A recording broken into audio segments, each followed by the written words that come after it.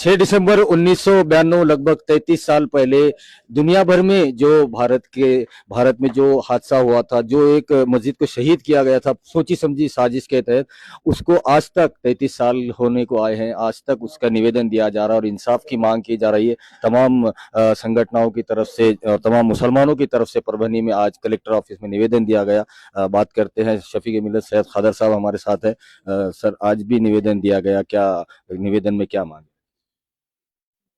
किताब सादा रहेगी कब तक, कभी तो आगाज बाब होगा। जिन्होंने बस्तियां उजाड़ डाली, कभी तो उनका हिसाब होगा।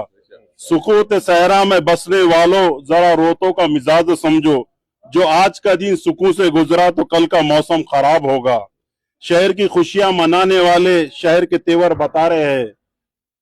अभी तो इतनी घुटन बढ़ेंगी कि सांस लेना आजाब होगा। गए वो दिन के हर एक दिन सितम पर उठी जो ईंट हम पर, तो उसका पत्थर हिसाब होगा।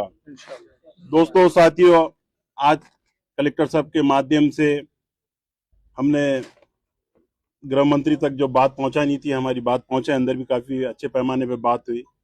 और कुछ दिन पहले मैं संजय राउत का एक इंटरव्यू सुना था। मस्जिद तो कुछ लोगों ने शहीद कर दिए, शहीद करने के बाद आज भी वो जगह खाली है वहां पर।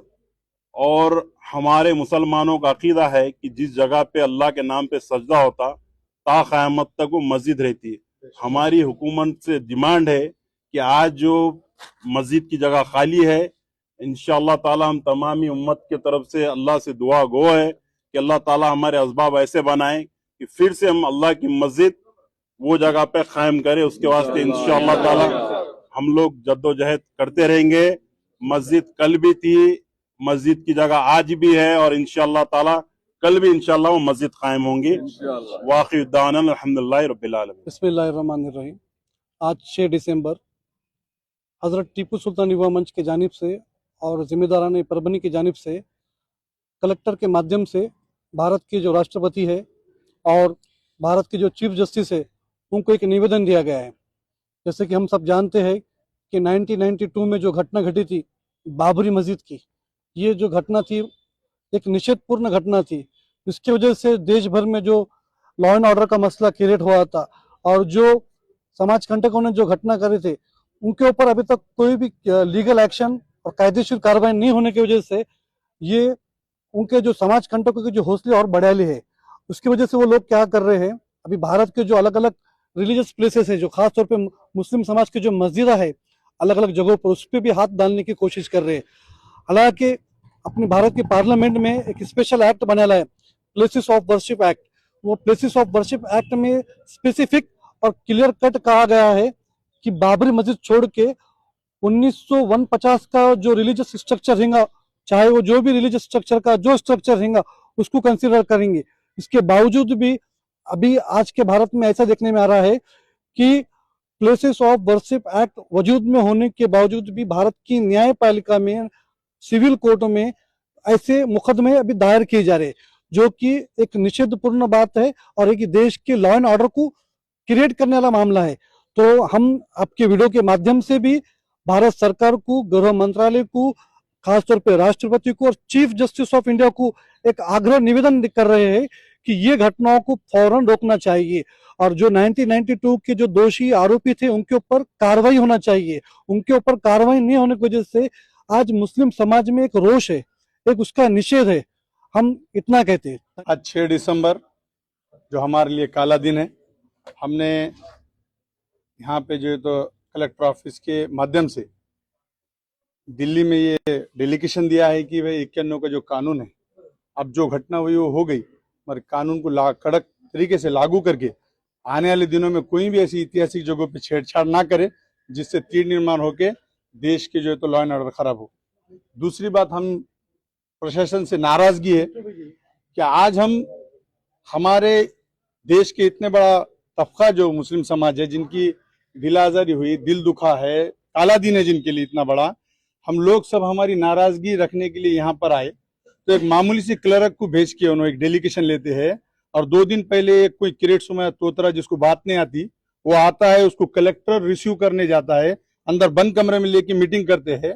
बोले तो ये कहाँ, ये देश की कहाँ जा रही है, सोच कहाँ जा रही है, क्या बतलाना क्या चाह रही है कि मामूली सा एक आदमी आता है, ना कोई संविधान पद पे ना कुछ है, उनको कलेक्टर जाके रिसीव करके खुद के कुर्सी बिठाता है, और हम लोग जो है तो हमारा एक दुख रखने के लिए, आगे कोई वाकया ना हो, देश के भलाई के लिए आते हैं, तो एक कलरक को भेज के हमारा डेलीगेशन लिया जाता है। हम निषेध करते हैं इस बात का भी। अस्सलाम वालेकुम रहमतुल्लाहि व बरकातुहू।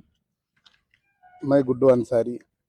ये जो बाबरी मस्जिद जो गिराई गई थी उसका निषेध करता हूं मैं। पहले शुरू तो ये जो नहीं होना था मेरे भारत देश में, ये हो चुका है, इसकी मैं निंदा करता हूं कड़क से कड़क।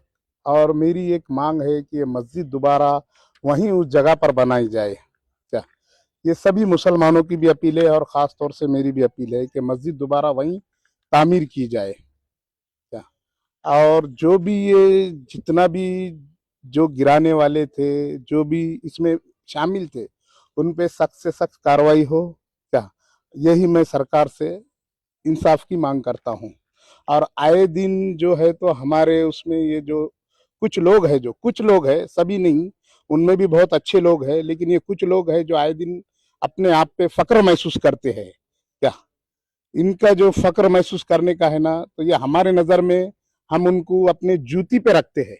क्या जो इन्हों फक्र कर रहे हैं ना, हम उनको अपने जूती पे रखते हैं आपके फक्र को। हमारे लिए बाबरी मस्जिद से बड़ी कोई चीज नहीं है। क्या ये आज हम आपको बता देना चाहते हैं। इसलिए मैं सरकार से मांग करता हूं कि जो ये ऐसे अल्फाज यूज कर रहा, उस पर कार्रवाई करो, उस पर प्रतिबंध लगाओ, ये मेरी मांग है। और टीपू सुल्तान युवा मंच ने जो निवेदन दिया था, क्या उसकी मैं तायीद करता हूं और उनका मैं पटेल साहब का शुक्रिया अदा करता हूं जो उन्होंने ये काम को अंजाम दिया। और ये दोबारा ऐसा ना हो बाबरी मस्जिद का इशू, उस पर आप संज्ञान ले। और जो भी हमारे छोटे मोटे मस्जिदों पे, औकाफ पे या किसी भी चीज पे जो हमारे पे जबरन लादा जा रहा है, वो सरकार रोक दे। ये हम सरकार को इशारा दे रहे हैं। बस, जय हिंद, जय महाराष्ट्र। आज 6 दिसंबर 2025 को परभनी शहर के तमाम नौजवान और सारी संस्थाओं की जानिब से बाबरी मस्जिद फिर उसी जगह बनाई जाए, ये डिमांड लेकर कलेक्टर के थ्रू सदर जमहूरिया को और चीफ जस्टिस को हमने लेटर दिया है। और हमारा डिमांड है कि जो मस्जिद एविडेंस की बुनियाद पर मस्जिद है, कोर्ट ने इसको एक्सेप्ट किया है 2019 के डिसीजन में, उसी डिसीजन को बेस बनाकर जब मस्जिद की जगह है तो आस्था की बुनियाद पर मेरे अपने संविधान में ऐसा कोई प्रावधान नहीं है जो हमारा एविडेंस होते हुए हमारी जगह किसी और को दे दी जाए।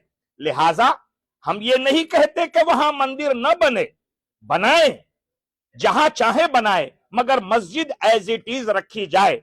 और ये सिर्फ हमारा डिमांड नहीं है, 92 के मस्जिद को कुछ समाज कंटकों के शहीद करने के बाद उस वक्त के वजीर आजम ने स्क्रीन पर आकर यह वादा किया था पूरी दुनिया से कि उसी जगह हम मस्जिद बनाएंगे। तो इस बड़े पद का मान सम्मान करते हुए वो बात फिर से कायम करना ये देश के लिए जरूरी है, ईमानदारी के लिए जरूरी है, संविधान बचाने के लिए जरूरी है। और इस देश में जो प्यार मोहब्बत का हमेशा व्यवहार रहा है, वो व्यवहार बढ़ाने के लिए उसी जगह मस्जिद का बनाना ये बहुत जरूरी है। और उसी का डिमांड हम संविधान के माध्यम से आज करने आए हैं और हमेशा करते रहेंगे। धन्यवाद।